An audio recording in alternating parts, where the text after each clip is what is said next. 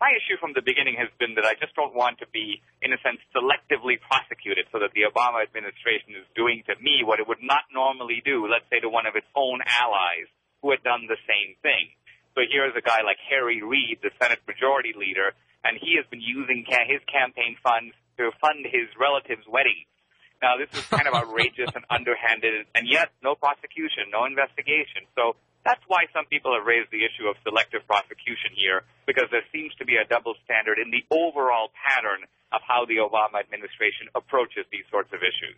If you were selectively picked and they went after you, you've been doing some things, of course, that weren't too friendly to the administration, documentaries, books. Let's go through some of those, Dinesh, if you would.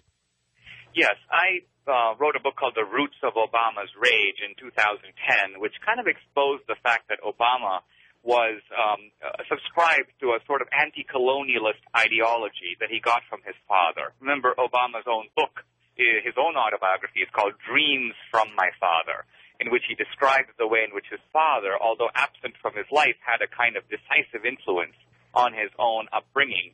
Then I turned that documentary into a movie. I made a film called 2016, which became the second most successful documentary of all time, making $33 million in the theater and then $10 million in DVD. So Obama himself, I know, was deeply upset by this film because he wrote a vituperative attack on it on his personal website, BarackObama.com. And from what I learned about Obama when I was down in Kenya, interviewing his family, his relatives, and so on, is that he's a very vindictive guy. He's the kind of guy who looks at the people who disagree with him not as well-meaning critics, but as enemies who should be, in a sense, ruined. And so we see a pattern in which Obama goes after his critics in that fashion. My partner, Jerry Molen, is a very respected Hollywood figure. He made movies like Jurassic Park and Schindler's List. Mm-hmm. But right after the two of us did 2016, he got a call from the IRS. So they were going after him for, his taxes. Now, they turned out they couldn't get him on anything. But my point is, this is the way these guys operate. So it's in that atmosphere that we're fighting a political battle today. It's a little bit troubling. Well, there's no doubt about it, especially with what's been going on with the NSA and everything else. It's just, I think, the tip of the iceberg here. Now, you came from India, did you not? Yes, I was born in Mumbai, Bombay, India, and I came to the United States at the age of 17 as an immigrant. In a way, it's strange because Obama and I have traveled sort of opposite paths. He's born in America, but he has embraced this kind of third world ideology. In my case, I was somebody who was born in the third world, but embraced America and the American way of life. You love America. There is no question in my mind that you love America deeply. What do you feel these days, Dinesh, in terms of the sentiment toward America? Well, I think that what I love about America is the great sense of possibility, the American dream, if you will. And what I worry about is that this American dream today has become very precarious. In other words, what's happened today is that we seem to have a leadership in this country that looks upon the forces that built America as oppressive, that says things like capitalism is a form of theft in which entrepreneurs grab from people what Obama calls their fair share. Now, when you really look at what entrepreneurs actually do, this kind of thinking makes no sense. I mean, here's Steve Jobs. He came up with the iPhone. He, in a sense, came up with a product that most of us didn't even know that we wanted or needed, but it became indispensable once he delivered it. Now, who has he been ripping off? Nobody. People willingly stand in line to buy the iPhone.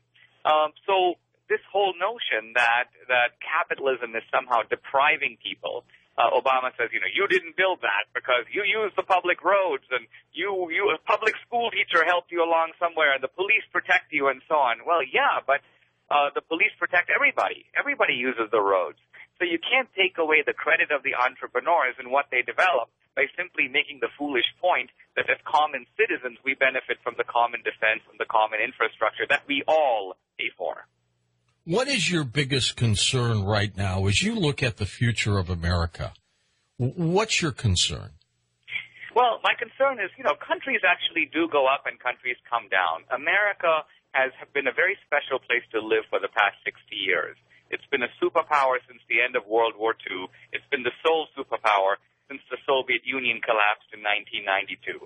And during this time, America has had, of course, a wonderful standard of living. Even the ordinary guy, when I first came to America, I was just kind of taken aback at how good the ordinary fellow has it in America. Even the guy that's not that smart or doesn't work that hard has a nice house, has 2 cars, and lives, in a sense, a lifestyle that is the envy of much of the world. Also, America has been a country that has had a huge influence in world affairs. Nothing can really happen in Asia or South America or the Middle East without America having at least a powerful say-so.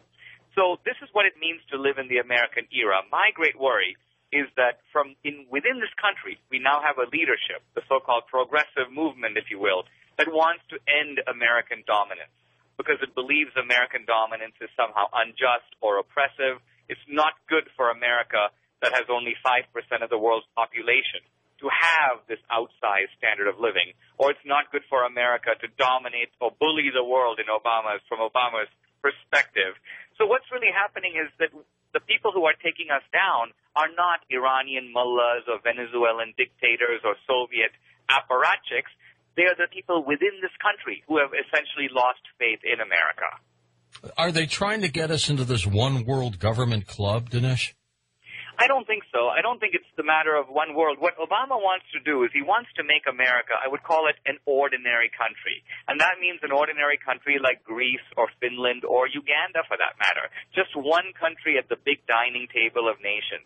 And Obama would like to see America go down a bit so that countries like China and Brazil and Russia and India can come up.